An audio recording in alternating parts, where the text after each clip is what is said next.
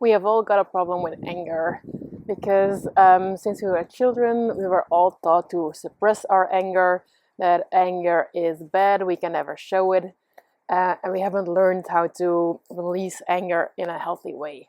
And when you're an adult, this shows up in two ways. Either you have anger outbursts, so something triggers you and rage just overflows your system and you totally lose it. Not necessarily by hurting someone, but by cursing, by just being completely out of your zone, completely losing it to the anger. The anger is in control. Or the other side of the coin, you are afraid of anger. When someone gets angry, you just want to shrink and disappear, and it's so terrifying. Or as in my case, you can have a combination of both. When someone gets angry, you're really, really scared. But then something triggers you, and you get angry yourself. that is a total mindfuck. And why is this? It is because we are so full of suppressed anger. All of the anger that we could not let out as a child and further on into our lives as adults has been stored in our physical body, in our mental body. And it's just full. And when something triggers, all of that anger, all of that old stuff just comes to the surface.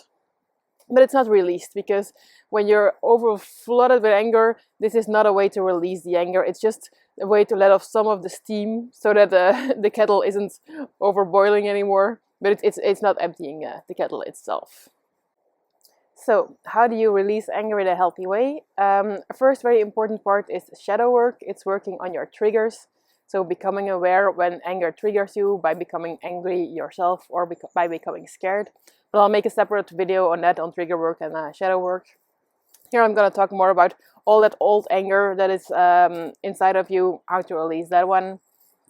And you can do this in two main ways.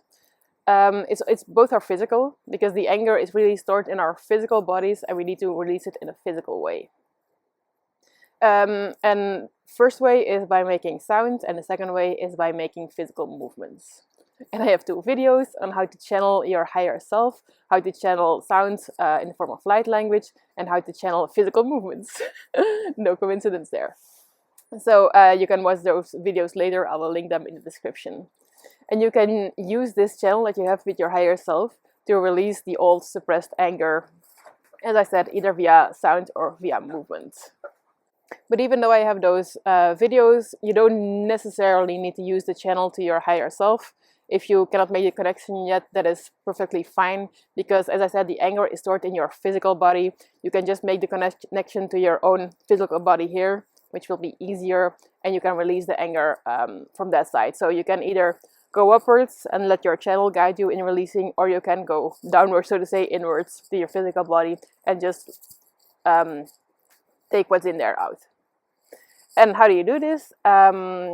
Always by surrendering to what comes, by letting go. Have the intention of, I want to release all suppressed anger, or maybe you just want to release, maybe you got angry this morning and you want to release that one. That's also perfectly fine. So intention is, I'm going to release anger. And then you feel and wait what comes. If you can make the connection to your higher self already, if you can speak light language, this is easier, because then you can really use the light language to get the anger out. I will show you later in this video an example of how I do that. But if you cannot, then you just so you think of the anger, you feel where it is in your body. Maybe it's in your shoulder or a physical location, and then you zoom in on that. Or you just have the mental picture of what made you angry. So somehow you connect to the anger, and then you make the sounds that you want to make. So it's really about letting go, about releasing. Maybe you want to curse, you want to scream, you want to make whatever sound. Maybe you want to make a. It can be very very primal, and it's perfectly fine, because that is what anger is.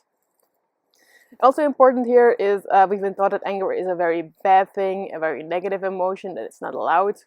And of course it is one of the denser, darker emotions, but that doesn't mean that it's always wrong. Anger can also be mama bear energy. It's a mama bear protecting her little ones against the tiger. If she wasn't angry, then she couldn't do much protection. And we should do the same. We should use our anger as a positive force to protect ourselves, to protect our boundaries, to protect others, to protect the world that we care about. So if you get angry because everything that's happening with the environment, this can be a good force if you use it in a positive way, not in a negative way. So that was a bit of a side remark that anger isn't a bad thing. But of course, all this suppressed anger in our body, this is bad, this is dense negative energy holding us down. So that's what we want to get out. So basically what I'm saying is we don't want to suppress the anger because we think that it's bad and dangerous. Suppressing is not a good thing, but of course releasing it in an uncontrolled way isn't good either. So what do? You let the anger out either via making sounds. And if you're just angry in a moment, then a thing you can do is once you've done some shadow work, once you've worked on your triggers, and you can stay calm in the moment, you can say to yourself or to your body, okay, I know we're angry now. I cannot let the anger out right now because my children are here or whatever. But I promise you, later in the day, we will work on the anger and I will release it.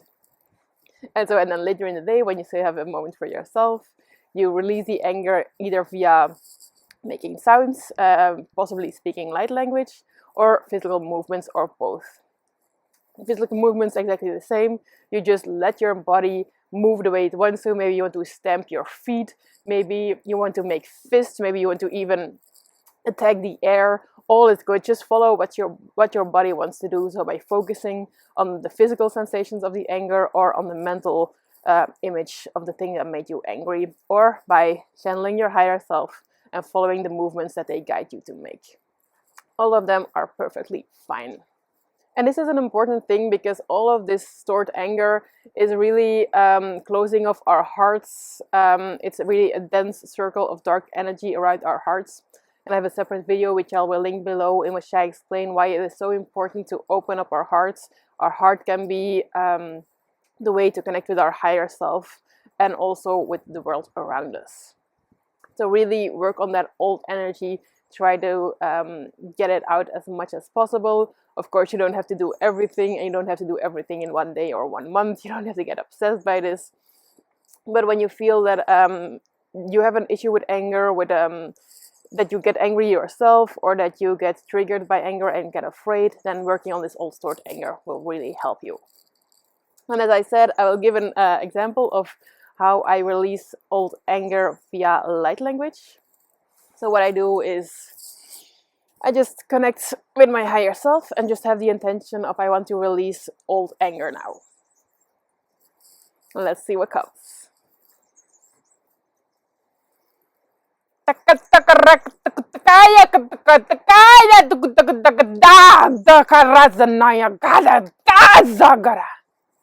That was a quick example, and as you see, I get even red.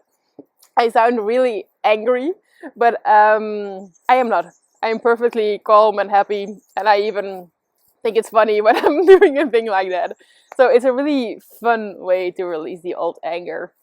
So watch a video that I made on light language, and I hope that you get there, that you can release anger in this way, because anger is such a dense emotion, it can really bring you down. But when you can release it in such a way, it lifts you up. So like the video if you liked it, follow the channel for next videos, and I will see you soon. Bye bye.